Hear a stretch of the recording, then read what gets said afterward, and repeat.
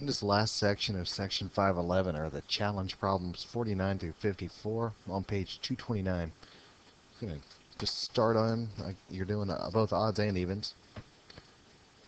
So on number 49, let's look at a factor by grouping possibility of doing this one.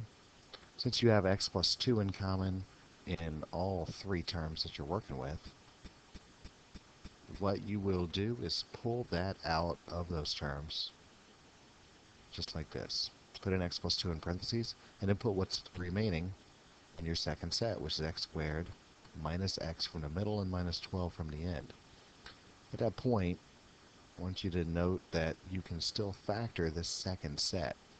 So the x plus 2 will remain in front, and then the x squared minus x minus 12 will factor as x, 4, 3, negative, positive, just like that, and you are done. Just recognize when you can go ahead and take that to another step. Some will be pretty obvious like this one, but some will be a little trickier. So let's look at number 50.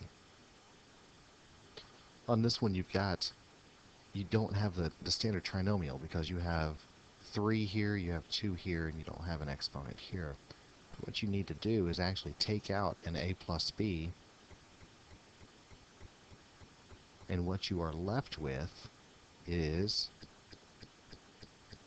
a plus b squared minus 6 a plus b minus 7.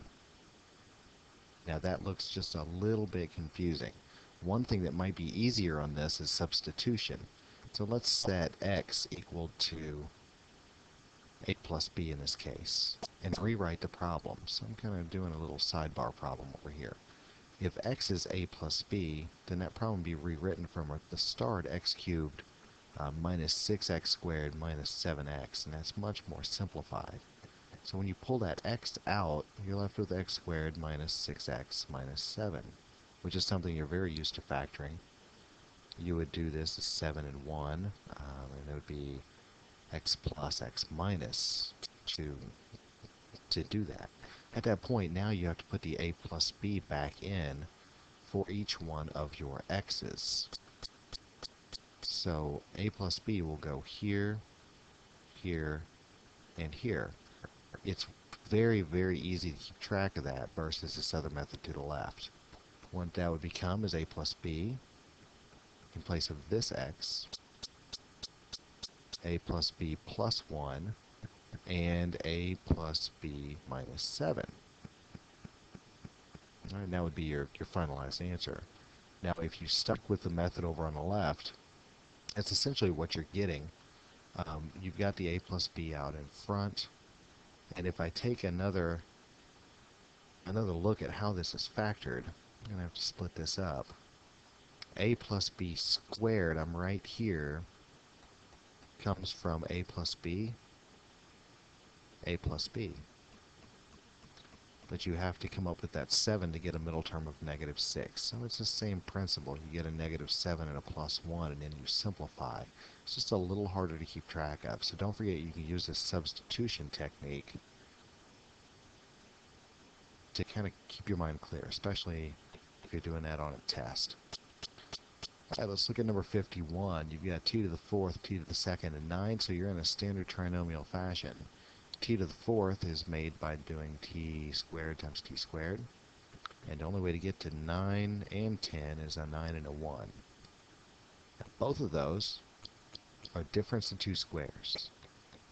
So t squared minus 9 will be factored here, and that's t plus 3, t minus 3. T squared minus 1 is t plus 1, t minus 1. And that is as far as you can go. That's the only thing you can do with number 51. All right, 52. Again, there's not a common monomial. It's still in a trinomial pattern. And you have a 16t to the fourth, an 8t squared, and a 1. Now the 1's going to be an easy one. You know they're both negative if you have a plus to the right and a minus to the left. So what times what? Multiply to make 16, add to make 8. That's going to be 4t to the second.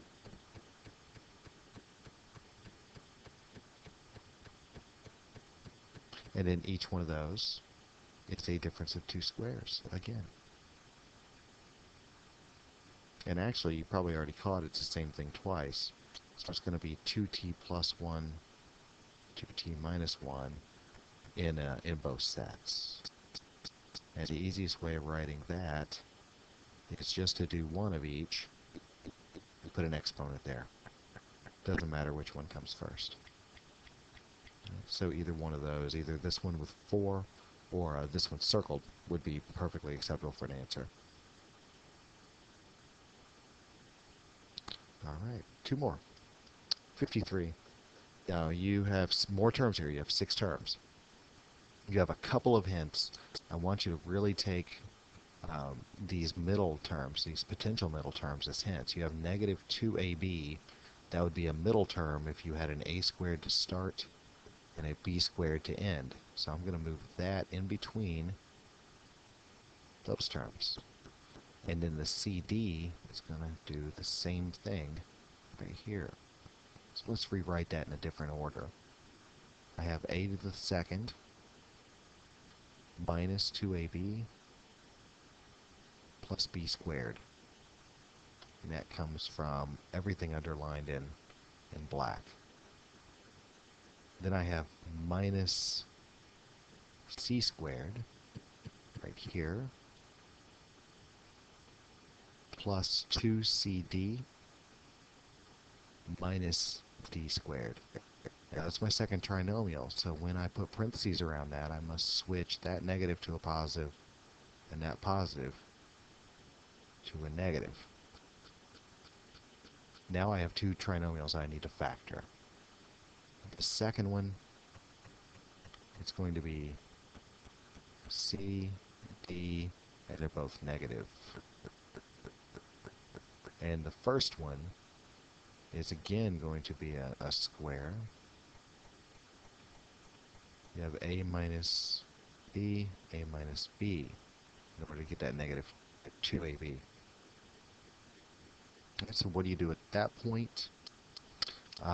Actually, you don't want to make that much more complicated than what it is. Let's see here. Let's look at this being a perfect square. Let's just do it that way. That's easiest. I'm going to rewrite that as a perfect square.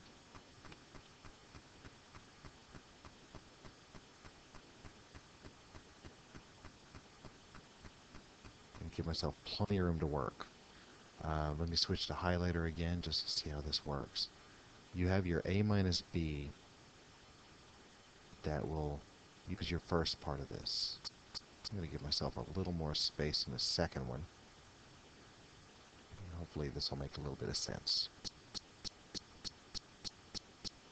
And then your last part of each will be from the c minus d squared, which will go here and here.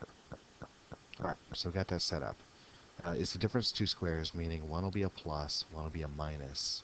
So I'm going to just insert in my a minus b, and then I have c minus d that goes here, but this is going to be c plus d. If I had put that in as c minus d in parentheses, this negative would distribute to both. So this is your simplified answer for number 53. So the key here, once you figure out that's the difference of 2 squares, you don't want to multiply it out. You don't want to try to do anything weird because you're going to end up back at this step. Recognize that as difference of 2 squares and just know how to break that down in your parentheses. Right, your last problem, number 54. And this is perfect. This is exactly what we were just talking about in another one. When you recognize a difference of 2 squares, make sure that you take advantage of that. You've got a square separated by another square and a minus sign. So the first step I'm going to do with this is just put in huge, huge parentheses because I know it's going to be a pretty long problem. Separated by a plus and a minus. My yellows are going to be in front. Since there's 2 of the u squared minus v squared, so I'm going to put, that's supposed to be a u squared minus v squared here. I'm going to put a u squared minus v squared here. So that satisfies this. Over here, I'm going to have w times u plus v. W times u plus v. Not very good at v's on here.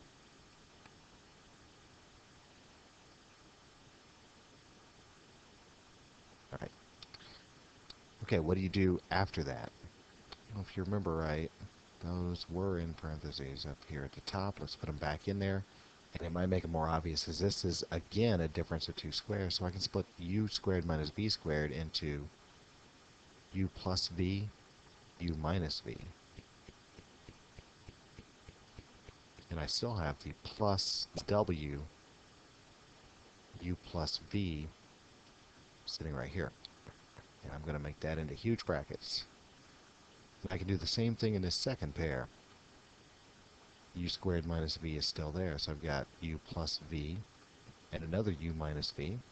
Then I've got, hold on, neaten that up a little bit. All right, there's my u minus v minus w u plus v. All right, so this just dropped down in both of these cases. All right, go back to highlighter. I'm doing factor by grouping now because I see that there is a u plus v here and here. And then I see there's u plus v here and here. So let's get that u plus v out of there. In this first bracket, I have u plus v. And what I'm left with is u minus v plus w. In my second, I have a u plus v again. And what I have left is a u minus v minus w. So at that point, I really don't need any of these. I don't need those brackets there anymore, so I'm going to just erase those. And you'll notice I have two u plus v's. So the way to write that in simplest form is u plus v to the second power. And then just rewrite the rest. U minus v plus w, u minus v minus w. And you've gone as far as you can go that makes sense with that problem. All right, so there's 49 to 54. Now those are challenge problems. That's nothing that you're going to expect to have to do on the test. But you will be working with pretty much everything from A and B on page 228. So make sure you review those on a separate document, probably on the class website. I'll post the answers to the even problems on page 228, 8 through 48. All right, so be looking for those to help you prepare for the test.